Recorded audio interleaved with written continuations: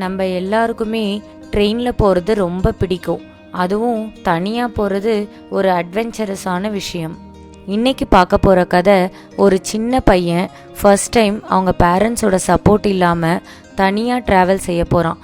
அவனோட எக்ஸ்பீரியன்ஸ் பற்றி பார்க்கலாம். ஒவ்வொரு வருஷமும் மே மந்தில் நம்ம குட்டி பையனோட அப்பா அம்மா அவனோட ஸ்கூல் லீவுக்கு அவனோட பாட்டி வீட்டுக்கு கூட்டிகிட்டு போவாங்க.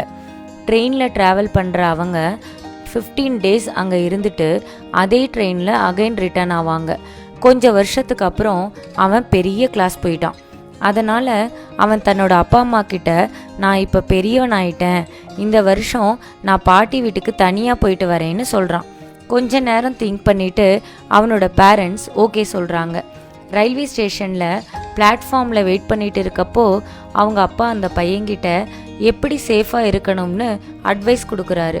எனக்கு தான் தெரியுமே, நீங்கள் தான் நிறைய முறை சொல்லிட்டீங்களேன்னு சொல்கிறான்.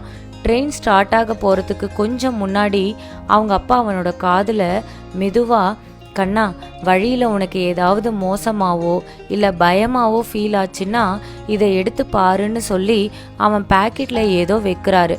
ட்ராவல் பண்ண போகிற எக்ஸைட்மெண்ட்டில் அதை அவன் கவனிக்க கூட இல்லை. அவ்வளோ எக்ஸைட்மெண்ட். ஏன்னா ஃபஸ்ட்டு டைம் பேரண்ட்ஸ் இல்லாமல் ட்ராவல் பண்ண போகிறோம்னு ஒரு மாதிரி த்ரில்லிங்காக இருந்தது அவனுக்கு. ட்ரெயின் ஸ்டார்ட் ஆகிடுச்சு. மூவிங்கில் ஃபாஸ்ட்டாக மரமெல்லாம் பின்னாடி போகிறத ஜன்னல் பக்கத்தில் இருந்து ஹாப்பியாக ரசிச்சுட்டு வந்தான். கொஞ்ச நேரம்தான், அப்புறம் நிறைய சத்தம். முகம் தெரியாத நிறைய பேர் வராங்க போகிறாங்க.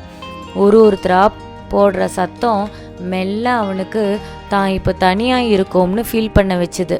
நெக்ஸ்ட் ஸ்டாப்பிங்கில் பக்கத்தில் இருந்தவரும் இறங்கிட்டாரு. அடுத்து புதுசாக வந்தவங்களில் பக்கத்தில் உட்கார்ந்தவரோட ஃபேஸு சோகமாக இருந்தது. எதிர்க்க உட்கார்ந்துருந்த ஆளோட முகம் டெரராக இருந்தது. அது அந்த பையனுக்கு பயத்தை கொடுத்தது. வயிறு வலிக்கிற மாதிரி ஃபீல் பண்ணுறான். அவனோட நெஞ்சு படபடன்னு அடிக்குது. விண்டோ சீட்டில் தலையை குனிஞ்சிட்டு சீட்டோட சீட்டாக ஓரமாக ஒட்டிக்கிறான். அவனுக்கு கண்ணில் இருந்து கண்ணீர் வேற வருது. அப்போதான் அந்த பையனுக்கு அவங்க அப்பா தன்னோட பேக்கெட்டில் ஏதோ வச்சது ஞாபகம் வருது. நடுங்கிற கையால் பேக்கெட்டில் கையை விட்டு பார்த்தா உள்ள ஒரு பேப்பர் இருக்குது. எடுத்து பிரித்து படிக்கிறான். அதில் அவர் பயப்படாத கண்ணா, நான் நெக்ஸ்ட் கம்பார்ட்மெண்ட்டில் தான் இருக்கேன்னு எழுதியிருந்தார்.